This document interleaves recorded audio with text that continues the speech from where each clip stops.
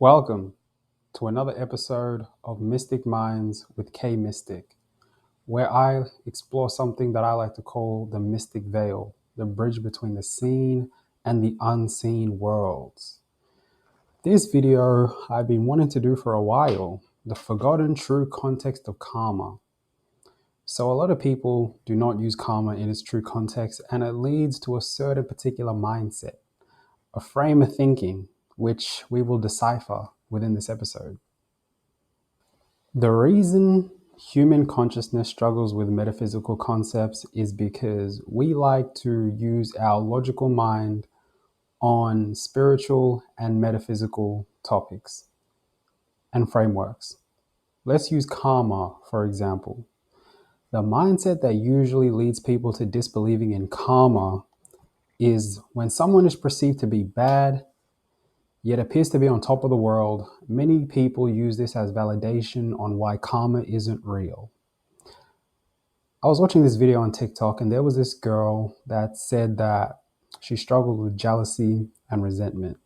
The reason why she struggled with jealousy and resentment was because someone that had bullied her was prospering. She was successful. She had a family. She had a good career.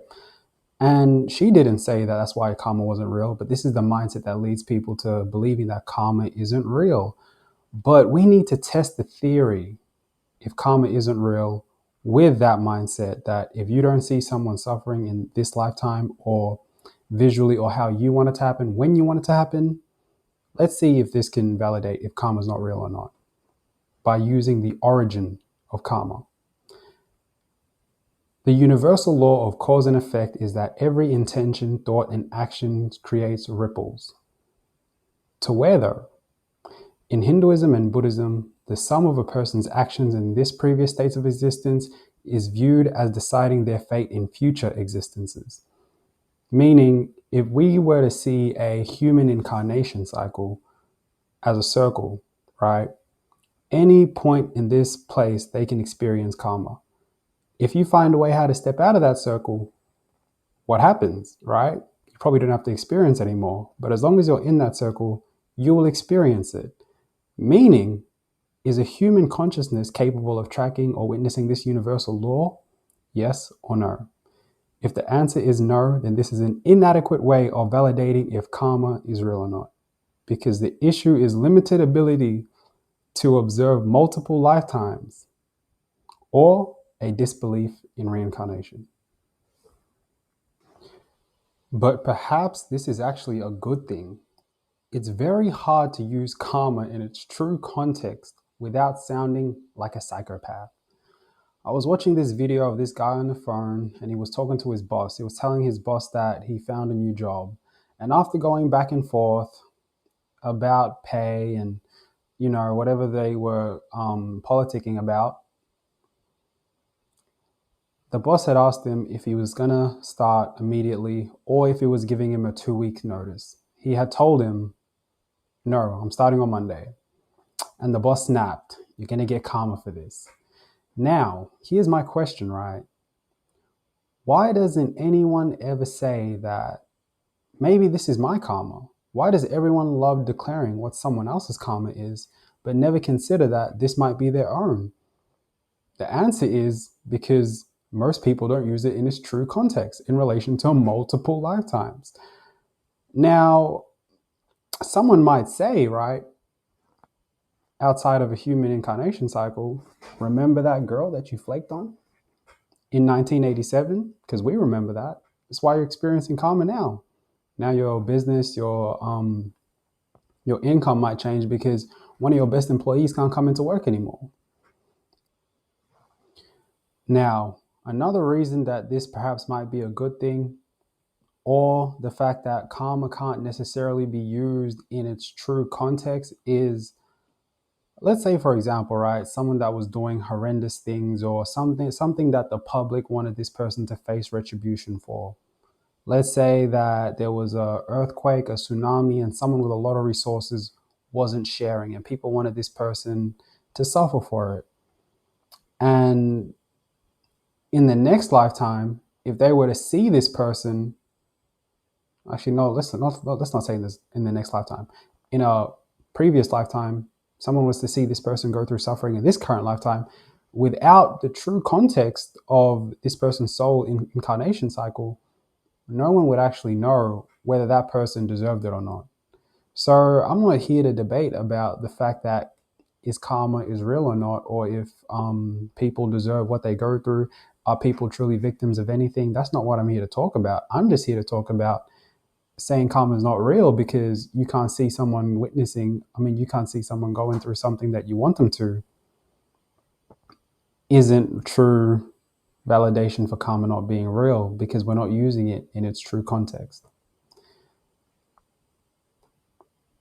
Let's use another example on why using it in its true context can be quite scary. No one wants to ever see themselves as the perpetrator, and everyone is always the victim. Let's use the Salem witch trials. In humanities in high school, we had learned that a test that they used to do on potential witches, right, was if you drown, you're a human. If you survive, you're a witch.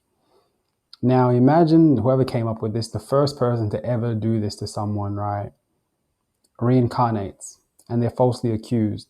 They get sentenced to a life sentence, right, life in prison.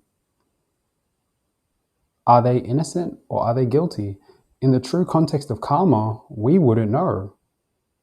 Because if you go back to the Salem witch trials, they falsely accused someone. So I added this part in for an example on why people that want to see karma for people, if they were to truly see someone experience it in its true context, in our human understanding and our abilities to, I don't know, see multiple realities, dimensions, or timelines, we would have no idea.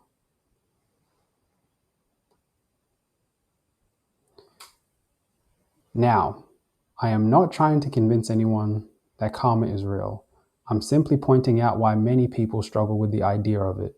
The disbelief doesn't come from lack of retribution or something that they can't even see if they wanted to, but from difficulty accepting whether